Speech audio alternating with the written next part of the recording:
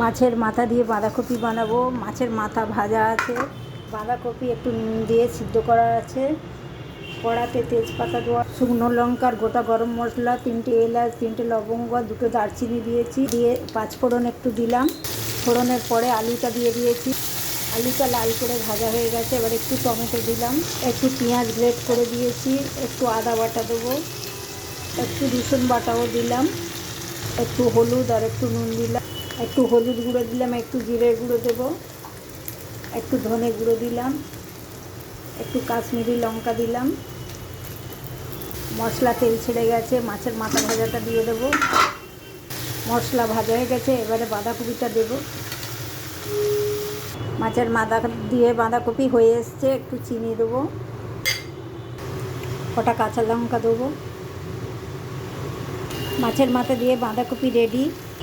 মাছের মাথা দিয়ে বাঁধাকপির তরকারি রেডি। দেখুন বন্ধুরা কেমন হয়েছে, ভাতের সাথে রুটির সাথে খেতে পারেন।